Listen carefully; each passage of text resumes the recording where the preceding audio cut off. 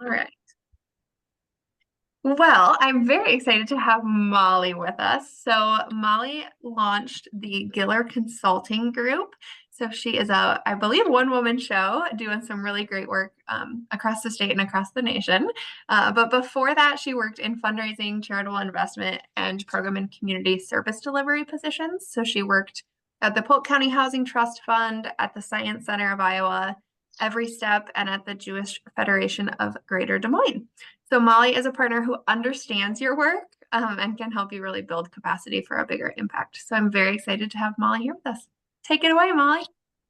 All right. Well, thank you, Ellie. I am very excited to talk to you guys. I will also add into my bio that I lived in Iowa City forever. And so love Iowa City. I have a brother and his family are still there. And so um just somewhat jealous for what you guys all get to do every day. But just know on a lot of levels, I've been in your shoes. And so I'm going to go through this, but I really approach fundraising from a lens that this is for anybody and everybody to engage in.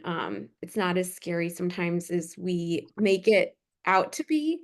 And I'm also, if you haven't figured out already, I'm very informal. So yes, if you have questions, comments, anything, please add it to the chat, raise your hand, pop in.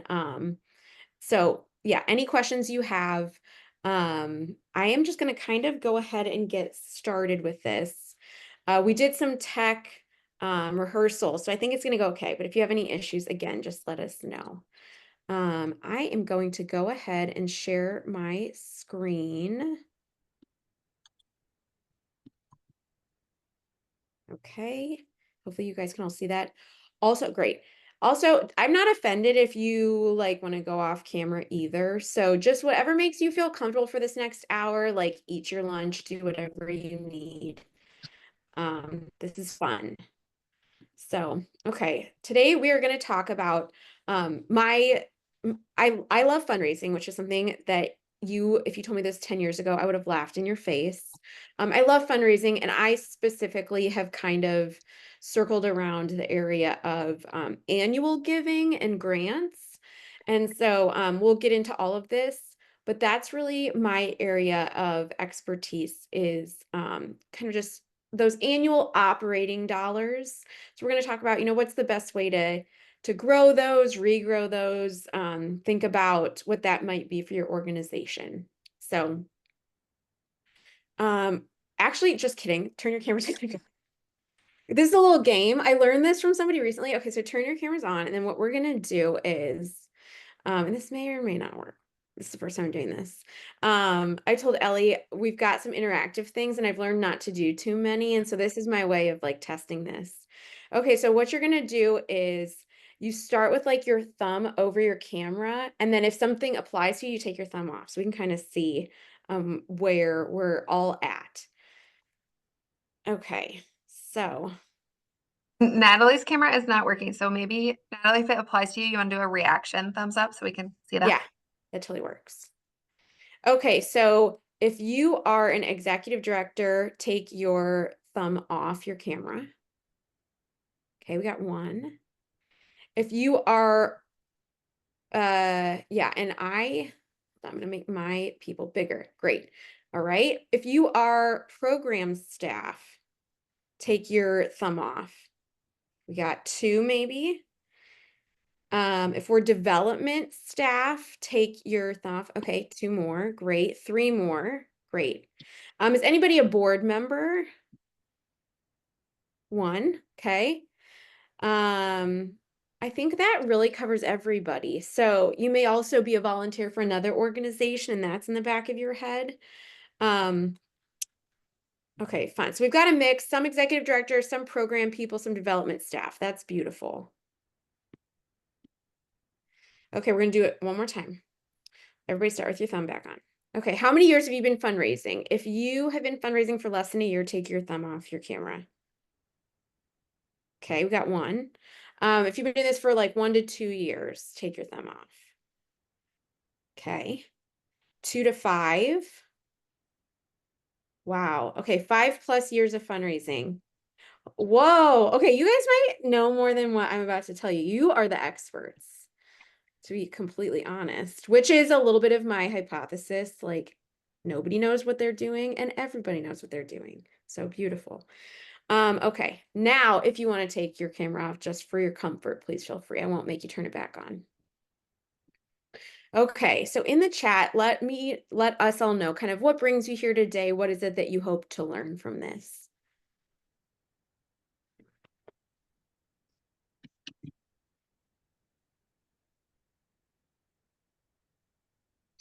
And just to like kill a little time, this is where I used to do like a lot of these interactive things where we were flipping screens, and I learned like, no, tone it down, use the chat and Zoom, and don't make people get motion sickness. Okay. Learning something new, just new strategies. Great. Okay. Land giving. Okay.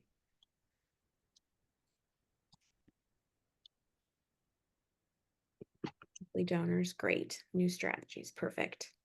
We will go through this, and I would say, planned giving, I will probably, and Ellie might be a great person to talk to about different resources that are out there.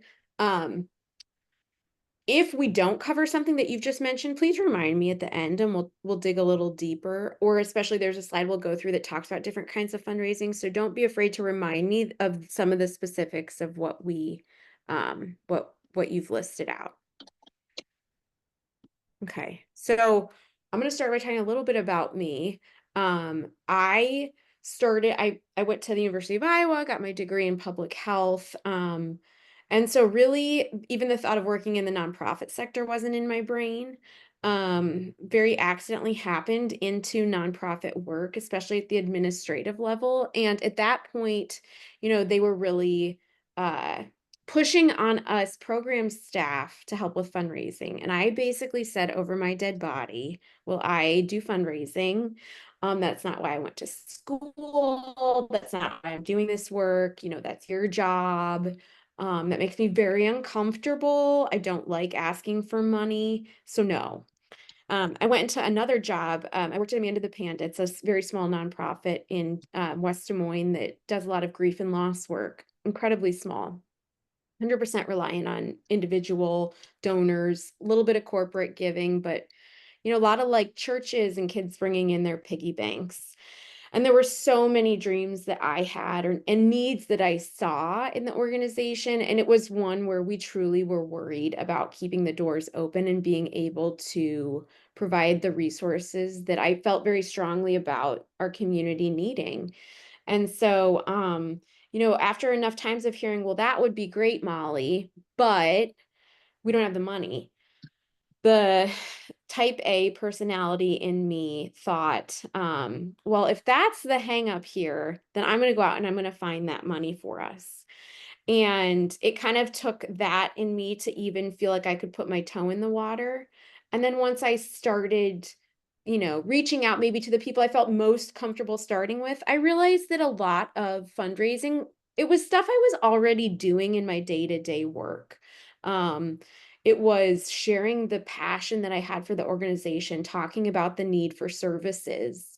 And I got a real kick out of people responding positively, whether it was just being willing to listen to the mission of the organization and growing awareness for the need and the resources we were providing, or that thrill of like getting in a gift that I knew I worked really hard for, whether it was big or small. And so that really drove me to consider like, what more could I do? Maybe this is something that I could be good at. And also the exhaustion of being a director and, volunteer management, financials, getting supplies ready for support groups. I was exhausted and a little bit burnt out. And so the thought of like being able to focus really and hone in on fundraising was also appealing to me. So, I come to this and then I went into like really specifically fundraising work and development work. And again, sometimes organizations and people feel more comfortable saying development or resource development versus fundraising. And so know that I consider those to be pretty interchangeable. But what a shift to say like make me fundraise to being here today and saying how much I love it and how I think everybody can is probably already doing some of it. And so I would say a lot of times it is that mental switch and just know that I've been in your shoes and I understand why it's challenging, why it feels icky. And so just maybe suspend some of those judgments. I think you already have if you're spending your time with us today, and know that there are ways to engage in every spectrum or comfort level. So, what I'm finding, I do consulting work. Primarily, it's fundraising work. Not always, but I work with a number of different organizations, specifically across different sectors. And so, what I'm also finding is there's a lot of apprehension right now. There's also a diminished amount of dollars, which I think makes that feel even worse. Um, and, I think I attribute that and this apprehension around fundraising to a number of different factors. One, the COVID dollars that we've relied on or hoped for, those are gone now. I think also it feels like there was such a shove of money out the door that we hoped maybe, maybe we won't always have these COVID dollars, but this increased giving people will better understand the need of some of the things we're experiencing during COVID. Um, and that hasn't been the case, at least from my experience with these nonprofits. There are less dollars out there kind of across the board. Priorities keep changing. Work that we've done and kind of maybe applied for dollars under equity and under that equity umbrella, I'll call it. Sometimes those dollars are no longer there, or you have to almost pivot, and do a complete 180 and take that out. Funding seems kind of unstable. AI, Chat GPT, that's kind of added this, like, if I'm a grant writer, like, will I have a job? How much should I be using this? How much technology should I be integrating into my work?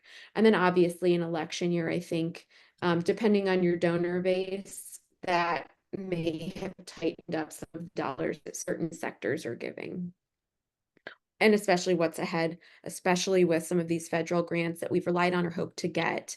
There's a lot of questions and concerns.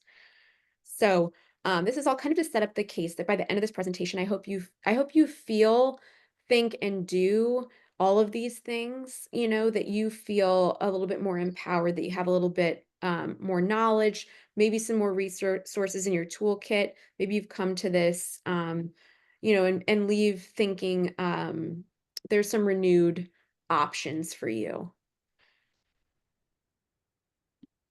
Okay, so again, what you already know, there's a decline in donor numbers across the board. We know that these things that we're talking about, they're systemic. It's not something that you have done, you individually or your organization, maybe to decrease these dollars. Again, across sectors, I'm seeing this. And so it's not an issue of have you upset a donor or anything? But how will we address this kind of systemic instability? Expenses have increased, especially, if you work in industries like housing, those costs have gone up. The cost of individuals who, labor costs have gone up, shortage of staff are burnt out. And then again, kind of as I've mentioned, there's the continued competition with the same or maybe more organizations for the same amount of dollars that we know have decreased. So again, just systemically, there's increased need. We know this. We know that in a lot of sectors, issues have gotten worse since COVID. Less resources, increased expenses, decreased stability. So it's time to try something new. So I've asked, and again, this is one of these things where in previous presentations, I did this whole thing. And each time I did this, I heard kind of some similar responses. What do people feel when they hear the word fundraising? It doesn't always feel great to people. Sometimes people say, they think about the goals they can accomplish or their community and their mission. But a lot of the time it makes me feel stressed out. I feel like I'm begging for money. I hear a lot of times I shouldn't have to ask. Our work should speak for itself. That sort of feeling. So I'm here today to kind of diminish some of these feelings for you. And so, yeah, why we haven't thought about this before. It's hard to put yourself out there and have somebody say no to you. They don't want to meet with you. They don't want to give you money. There is a lot of listening and being okay with silence in fundraising. Um, and sometimes funders ask us to do things that it doesn't align with our mission or it doesn't feel like the right move. You know, collaboration can feel forced or just not what it is that we're looking for. And so those are times where we maybe avoid some of these conversations. So I'm going to have you, this is the one last interactive piece we'll have before we really dig in. If you will go to menti.com and use that code. I'm going to give this a second, and then I'll also send you the link if that's easier. And then we're going to flip and do a little thing. Okay, so I'm going to give you another few moments, and then I'm going to stop sharing my screen and flip over. Okay.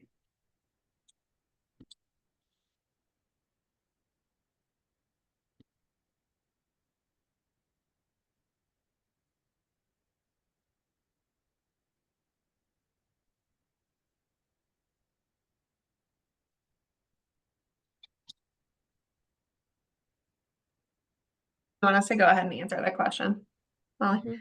Yeah.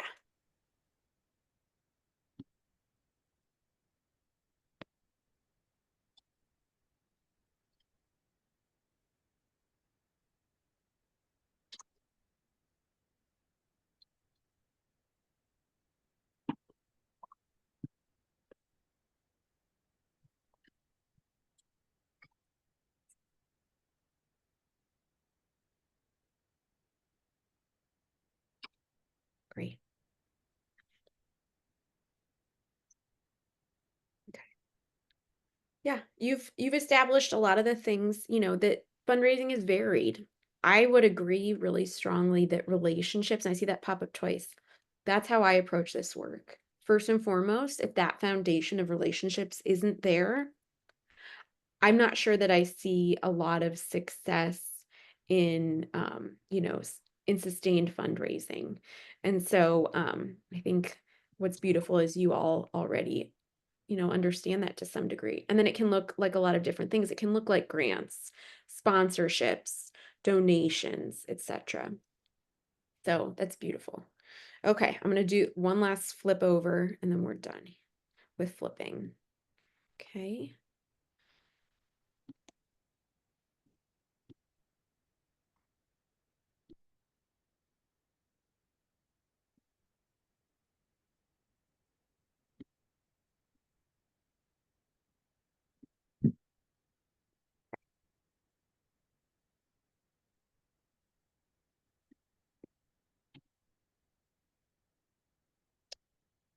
Okay. So what exactly is fundraising? We've kind of gotten into this. Fundraising is relationship building.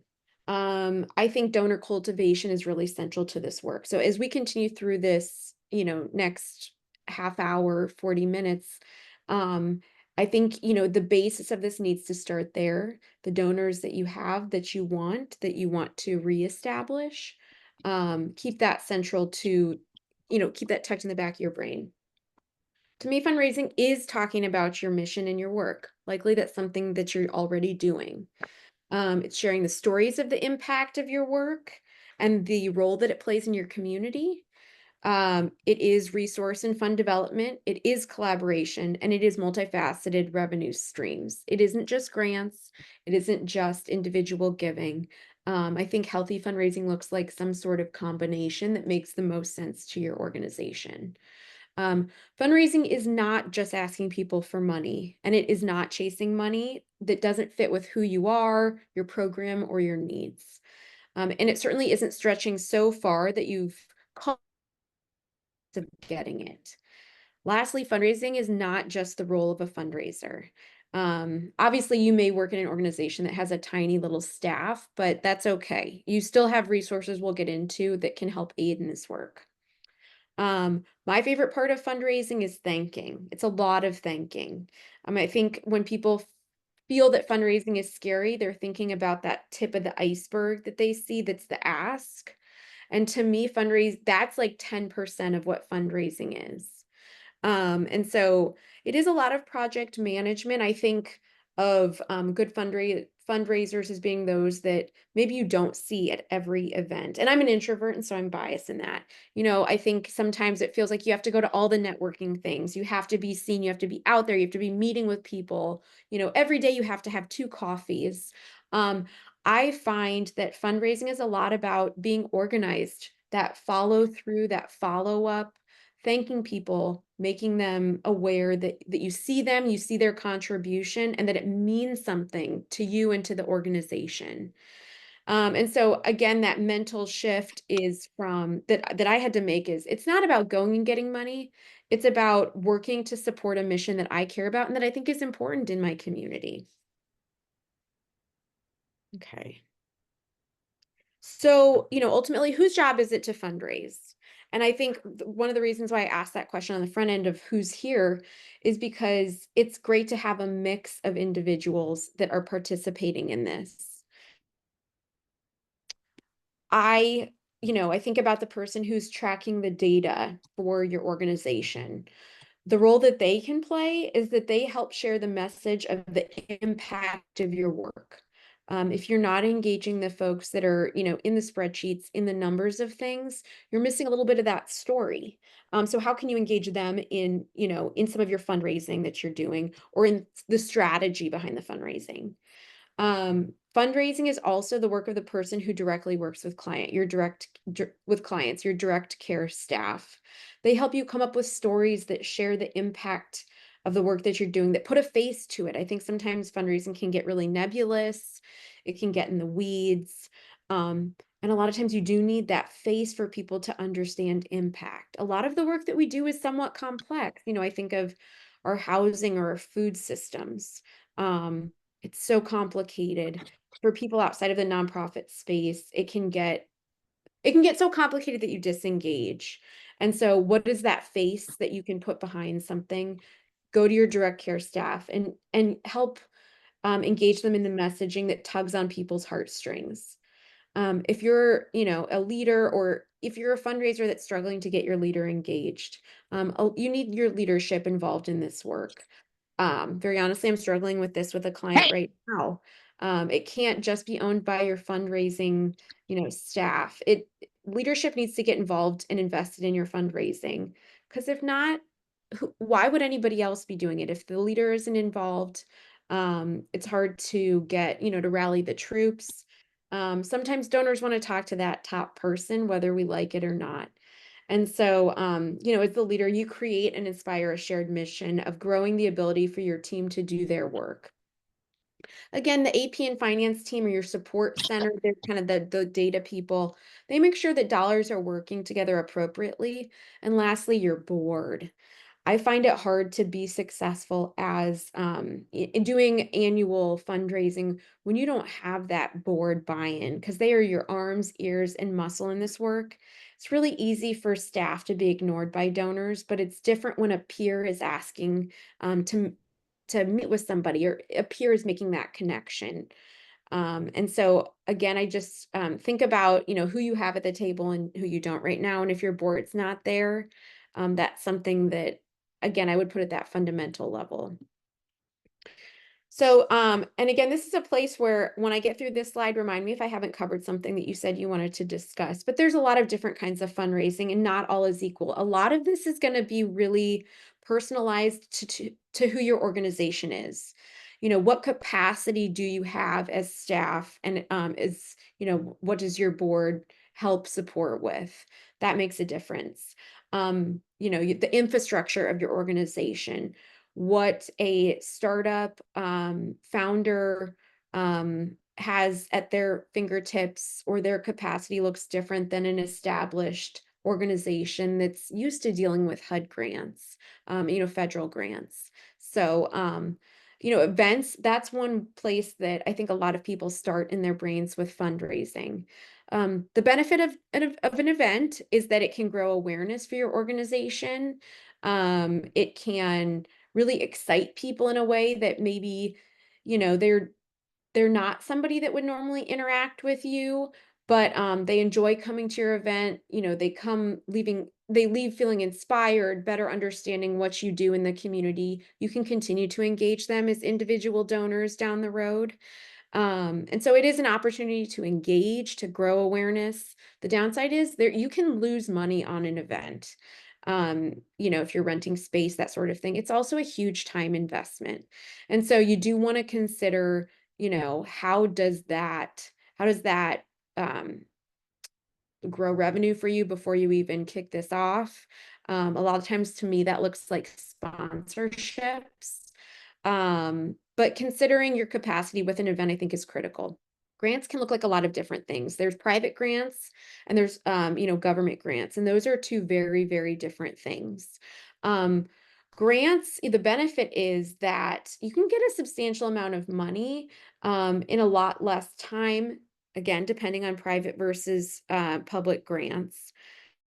Then you would, meeting with 5 donors who may give you $1,000 each. You can write a grant in less than a week, couple days, and get, 10,000, $25,000. Again, these are all depending on who your organization is, and I'm speaking broadly, knowing that you all know your org best. Um, the downside to grants sometimes is that infrastructure component, especially government grants, they are onerous, especially federal grants. There are times where I advise people not to apply for grants if they aren't able to manage some of that back end reporting, especially startup organizations. They're maybe not in a space to have the most sophisticated tracking. They're just on a day-to-day survival mode. And, the one staff member is also driving kids around to soccer practice. And so, managing a federal grant is not something that's maybe the greatest opportunity to take up. But grants, I think, are a beautiful part of a funding mix and something that should be considered, even if that word is like, ugh, or I don't like writing. There are lots of opportunities to plug in with some, put your foot in the private, you know, your local bank $1,000 grant opportunity bucket. Corporate and individual giving, those are somewhat similar, except I think the difference there is that with individual giving, it is a lot of times more investment of time. It is way more relationship building. Um, but with corporate giving, it can be a little bit easier, a little bit less of a time investment, but it sometimes is more of a transactional um, thing than, some individual giving you money because they really care about and support your cause. Um, but I think that corporate giving and individual giving, the benefit to both of those that is that a lot of times you can get that to be really flexible money. That money can support overhead. That money, you can have conversations about why people should allow you to direct the dollars towards the place that, the need is best, and educating people about um, you know, why they should give to you, how they should give to you. There's a lot more flexibility there. One thing to mention with grants that I find, sorry to go back to grants, but we are kind of getting to a place where I'm finding it hard to find grants that'll support overhead. I'm not saying they're not out there, but grants have just become very program specific and, no salaries, no overhead, reimbursement based. Corporate and individual giving, especially individual giving, you can get to a place where you just have the most flexibility in how you use those dollars, and that's always best. Capital campaigns, plan gifts, and endowments, that's not my specialty. And we could have a conversation kind of offline. And Ellie, I think, would be a great resource to talk about individuals that are best at that. Capital campaigns, you're really raising money for bricks and mortar most of the time, not always, but those are very, very large gifts, and again, large is relative to who you are and what you need. But those are not flexible operational dollars that allow you to pay, your upcoming payroll or utility bills. Those are going to go towards help us fund our new building. There's a lot of benefit to doing one of those, but that's a kind of an entirely different beast. That's where I say, like, that's not my biggest specialty. Um, Planned gifts are always something that should be considered. And also, you should definitely seek out support from there are a lot of resources out there through your community foundation. There are a lot of paid resources that you can access that will help you build a planned giving campaign. The benefit to a planned gift is you can get obviously a really nice gift, $1 million and up. It's not going to help you with today. And sometimes, sometimes people talk about giving you a planned gift and you just don't really know when or if that gift will come in. And an endowment is something that you should consider. An endowment, I work with an organization that has endowed a lot of people's annual gifts. That's allowed the organization a lot of sustainability during some of these really turbulent times. This organization's in a place where a lot of long-time annual givers are passing away. It's a little bit scary, but we know we have that endowment. It doesn't cover everything, but it does allow, a space between it's kind of like the space between a planned gift and operational annual giving. And so that's something that certainly we can talk about more in depth offline. And I want to pause. Um, I'm gonna, did I cover some of the more specific questions folks had about different fundraising before I move on? We're gonna get into, a lot of the nuts and bolts, but I want to at least pause for questions or if I've left anything out.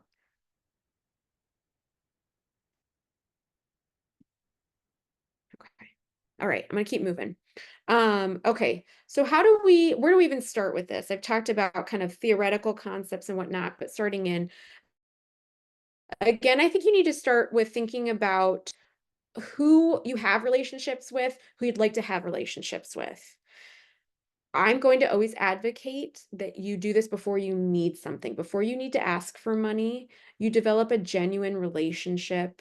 Um, and it's a place to educate people. Hey, so and so or business owner down the street, community member that I know cares about this cause. I'd like to talk to you about the work that we do and get your 2 cents. Use whatever language feels best. But I think developing these genuine relationships is really critical. Donors are generally pretty savvy and don't like being treated like ATM machines where you're coming to them just when you need money. And so I think thinking about, your ideal donors, your ideal advocates in the community, if you don't already have that list with you. And I do think that starting with some kind of a fundraising plan, rather than just throwing things at the wall and doing things last minute, is the best way to start. And a plan can look however makes the most sense for your organization. I like to do at most a 6-month plan. A year, beyond 6 months feels like way too much. We don't know yet. We don't know always what's going to work or not, especially if this is the first time you've done a plan. And a plan looks like how, you know, who are we looking to engage with? How are we looking to engage with them? What are your overall goals? Do you have a dollar amount that you're trying to raise? Are you just trying to potentially grow more unrestricted dollars? Are you trying to have as a goal you'd like to move beyond 100% of your dollars being funded through annual, individual givers? And maybe you just want to try and get one grant this year. There are so many goals that you can set for yourself. How many dollars you raise in a year is one, but not the only goal that you can set. And then that timeline, that implementation. What will this look like through the next, like I say, I like 6 months at most. What does this look like for us? And who is engaged in helping us do this? Where is the board plugging in? Stratifying your donors is something that I think is important, especially if you're a smaller organization. Thinking about, wow, how am I going to do outreach with every donor? I'm just one person and I'm also running programs. So thinking about what are those things that you can, again, going back to thanking, what are those things that you can do for your highest donors that make them feel special? Um, I would also say that when you stratify, I like to take good notes and again, it's about that genuine aspect to the relationship. Um, Taking note, whether it's in your donor database or whatever you use, What's important to this individual? You can do things like tracking people's birthdays or important dates to them that continue to engage that relationship and make them want to engage further in your work. And consider again your capacity to do this. Consider what options you have for engaging extra hands on deck. Your board, volunteers, other staff maybe that aren't currently involved. And then, as a consultant, this is my specialty is how can I add capacity to a small organization?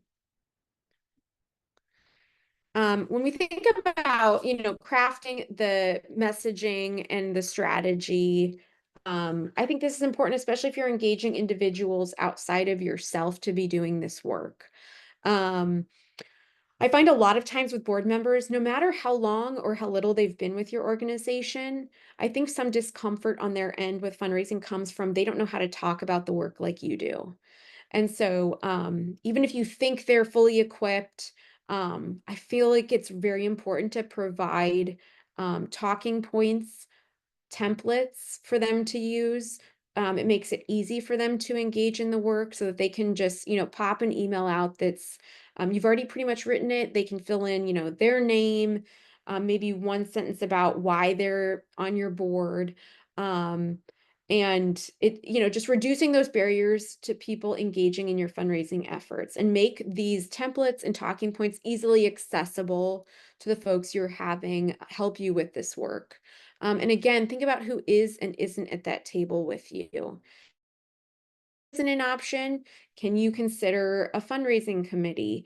And if you're thinking about an event, having an event specific committee, sometimes boards, if it started as a policy making board or a governance board, you can have issues trying to engage them and it feels like banging your head against a wall. And so, if you're like, okay, lady, I've tried to engage my board, they don't want to do this. Consider, who isn't yet at that table with you. Is there some volunteer with your organization? They're not on your board, man, they're passionate about the work that you do. There are ways to just consider who else can you get to help you in this work and making it easy for them, reducing barriers for them to engage.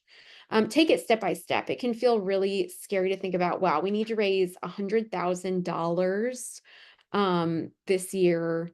Like, I don't even know because we're halfway into the year, we're at 5,000. And so that's where I go back to that plan. Make it easy for yourselves. Take it step by step. What can we do in this next month? Or think about, just piecemealing out what thanking, what donor, um, what messaging can we put on our social media or into a newsletter that just maybe sets up a story about the work that we're doing, and come from a place of strength. I think that, these are scary times. Maybe you're not feeling very strong. Maybe you experienced some staff turnover. Maybe there have been some, public things that haven't gone well. Maybe you're just feeling really scared about meeting that end goal. Think about the things that are going well, the reason why you get out of bed to come to work, and, you know, always message from that place again that it's honest. But I think sometimes we can think that we need to sound the alarm. How can people not understand that we're in a crisis right now? This funding's been taken away. We're seeing so much need. Um, I don't think that most of the time that's effective fundraising, for a lot of reasons, but I think there are a lot of donors, both individual and corporate, that see this as an investment. They see giving a gift as an investment to you. Um, and screaming at them that you might have to close the doors soon, that doesn't feel like a great investment.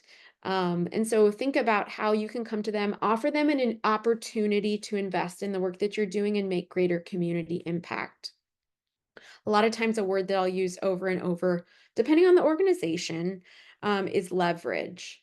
And so think about what it is that you're able to leverage and asking them to come alongside you in that. Be true to you. Use language that you can get out of your mouth that feels honest to who you are, who your organization is. I think that's sometimes a place where we can get stuck is like, you know, I don't want to say this. Like somebody's given me a script or I have these talking points that doesn't feel, this isn't how I would say this. Don't say it that way. Use words, use language, use stories that feel genuine to you, and make it yours. And then, again, be specific, make it easy for people to engage in your work, actionable and achievable. Um, yeah. I am gonna just make sure that, okay, things to remember. Okay, I've got paper stuff I'm working with here, so I'm trying not to screw myself up. So things to remember, this is like I've talked about, this is a two-way street. People appreciate being asked to get involved. There are times I think where that discomfort with fundraising can be, they've already given so much or they've already volunteered their time. I don't want to ask them for more. And that's us putting our feelings on somebody else. I think there are certain situations that feel, especially right now, kind of helpless. Um, and so I think in a lot of helpless times, people want to do something, they don't know what to do. And I think, being able, that's why we have community foundations. That's why we have United Ways, is that people believe in community investment. They don't always know where their money should go. And so they trust the United Way staff, they trust community foundations. And, they want to do something, they want to give their dollars. And so people appreciate being asked to get involved. So don't always assume things. Um, and also, again, the two-way street is that don't just ask them to, don't just ask and engage with them when you need something from them. Make sure that this is a relationship that's being built and continued over time and that it is a two-way street. And it may take a lot of reminding or outreach to get in touch with people. I find more often than I have heard no that I hear nothing. And it's easy in those times to make assumptions that they're ignoring you, they don't like you. I truly dislike the ghosting. I'd rather hear no. Um, but I think people are overwhelmed with information. Our inboxes are out of control. We're not taking calls because we're getting a lot of random numbers. And so we're not answering numbers we don't know anymore. And so don't make assumptions that people don't want to give to you. Just think about different ways to remind people to get in front of people, again, in ways that feel genuine to who you are and who your organization is. But I think it's a little bit of mental endurance fundraising at times, to remember what your cause is, why you're doing this, and to not assume that people hate you or you've made them mad or anything like that. People are just really overwhelmed right now, and especially with information. And again, remember, fundraising can't operate in a vacuum. And so if you've got some work to do in your PR or in other areas of your organization, just remember that, you know, things need to all move a little bit together in tandem. And so, um, having strong fundraising comes alongside having strong programs. And so those two things can't operate without each other. Okay. And again, I love thanking. So thank your donors. As part of your fundraising plan, make sure that you have, I mean, you can keep a donor acknowledgement plan separate, but make sure that, there is some donor acknowledgement plan that you have. Make it true to you and your capacity. But this is the fun part. And these are two examples that one of my clients is actually an organization I used to work for, the Jewish Federation. I know that was brought up at the beginning, but they were kind enough to allow me to share this with you. We have a lot of donors that go away for the winter. And so on the left, that picture is like a snowbird box that we sent them. It had just a lot of goodies and a note that nicely said, hey, like, we know you're away from us, but we're thinking of you and just want to say how much we appreciate you. And then the second picture was we had the preschool kids draw a picture of what they loved about coming to preschool. And then we were able to kind of, use that on our stationery. And again, send a thank you note to say, like, hey, note from a kid, here's what I've loved about preschool this year. And a thank you shouldn't also come with an ask, or else it's an ask. And I'm really kind of big on that. Thank yous should be thank yous, period. But to me, that's the best part of fundraising. That's the last like 5% of fundraising that sometimes gets forgotten. And I think is one of the most critical parts. Remembering to remind people that you saw them, you saw their gift, it matters to you. So other things to consider. Sometimes we're here because we do need to clean up or rehab either the development work we've been doing or something that's gone on within the organization. And so, if that's you, again, consider coming from a place of strength. What is going well within your organization? And first of all, you got to own what isn't, what isn't going well. And so that's going to be at times saying sorry or acknowledging, yes, you're right. Even if it has nothing to do with you, you weren't even at the organization when it happened. You know, I think that's real. We all, have experienced things where we get bad PR. We've upset a donor that's almost impossible to avoid. And so just saying, I'm really sorry. That shouldn't have happened. And just continuing, it's kind of eating, biting the bullet and just having that uncomfortable like outreach. I want to talk to you, I want to apologize. Um, fix what happened, donors want to get involved in this work. Remember why they got involved originally, why you're reaching out to them. Apologize, own what happened, make sure it does not happen again. That's I think really critical. And then again, come back from a place of strength of why it is that you are doing the hard work of reaching back out to them. Other things to think about that we may not have yet covered is thinking outside the box. I think sometimes we can think like, and I'm going to give you a couple of examples from organizations that I've been a part of. I most recently my job was at the Polk County Housing Trust Fund, and when I came in, it was this like we're a housing org, housing, and again, I come from public health world. Um, Thinking outside the box beyond housing, where are there public health funders that we can start to have conversations about how public health is housing and housing is public health? One of my clients is a really small arts organization. They're feeding kids after school. They're a lot of times dealing with family dynamics. There is a large refugee population that are part of their client base. And so looking for funding opportunities that fit within, I call them buckets.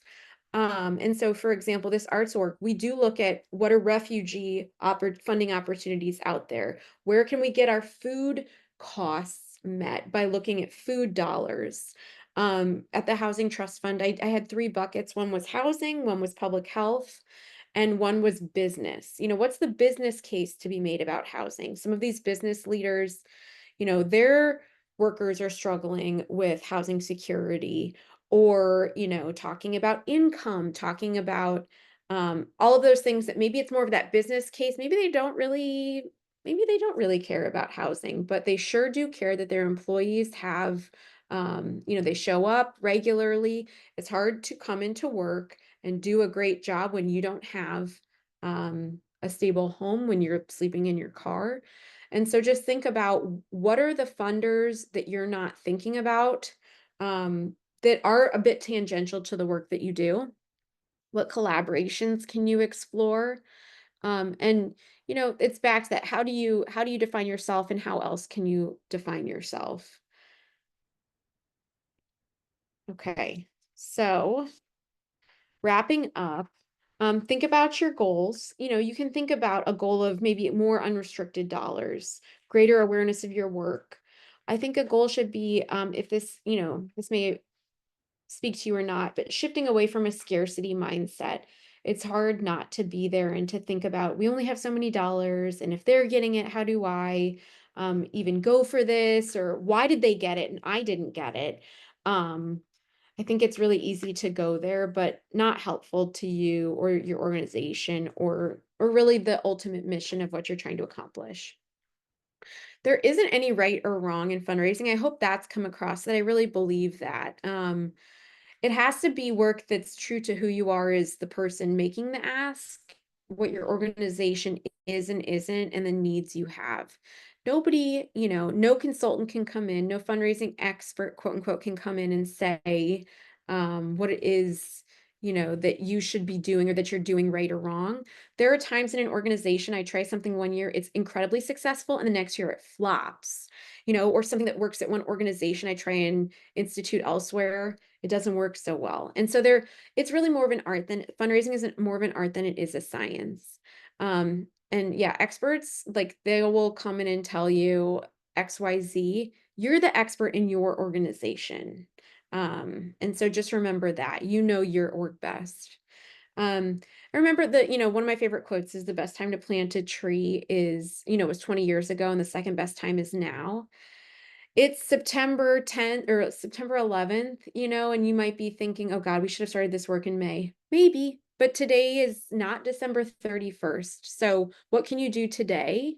There's something that you can do by the end of this week. Maybe it's sending one email to a donor that you haven't communicated with in a long time, or sending, making one phone call to your community foundation or local bank.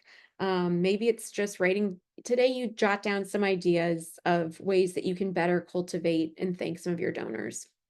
And don't let perfection get in the way of progress. Perfection does not exist in fundraising, nor does it let's be honest, it doesn't exist in the nonprofit sector.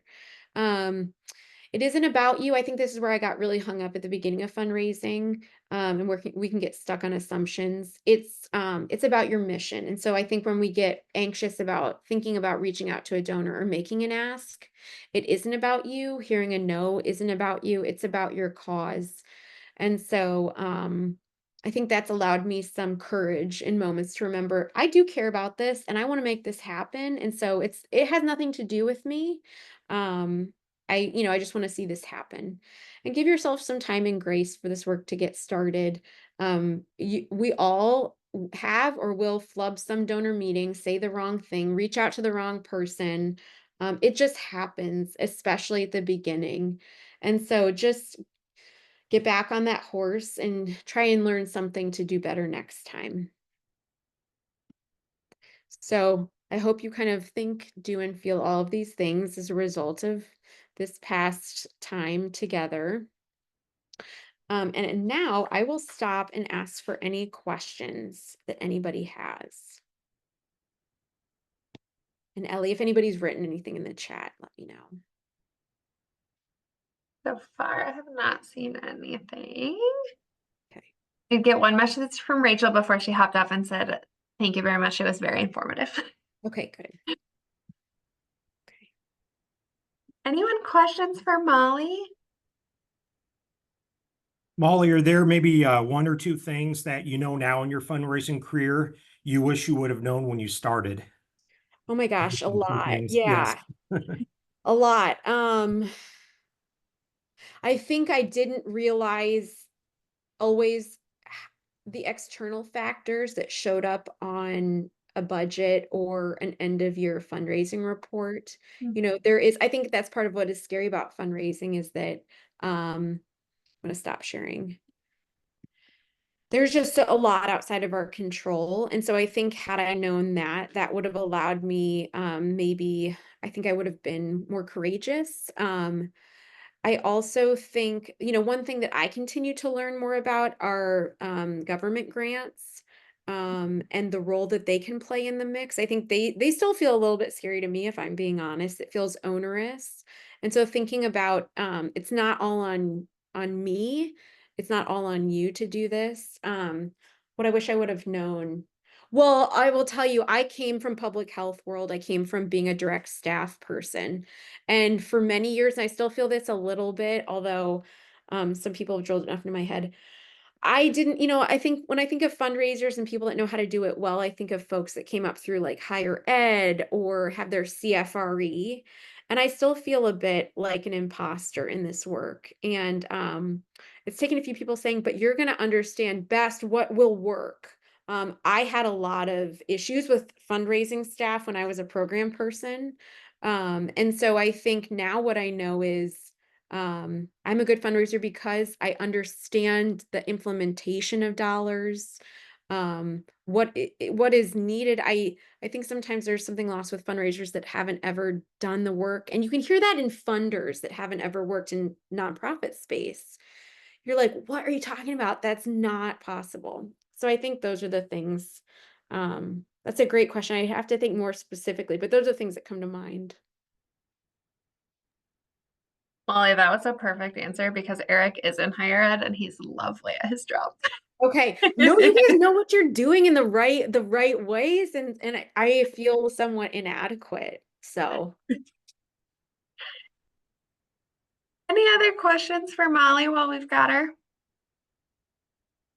All right, I'm cognizant of time. So thank you very much, Molly. We so appreciate it. We will put Molly's slides and also the recording on our website in the usual spot so you can find that, share with your boards, share with anyone who maybe missed today. But a couple things coming up.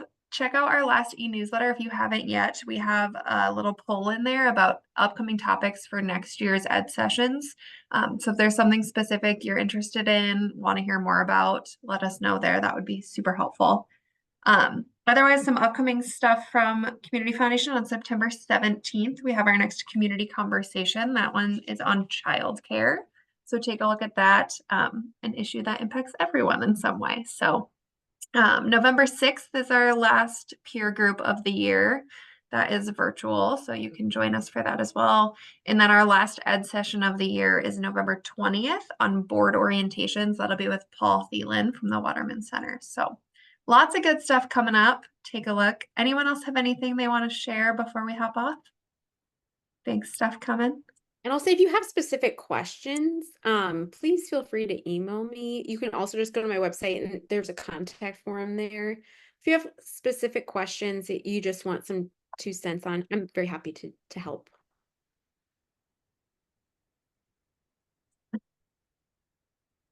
No big events. Oh, I'm surprised. Fall is usually so busy. Be nothing ready for public yet. All right. Well, thank you all for joining. We will put the resources out. Have a lovely rest of your week.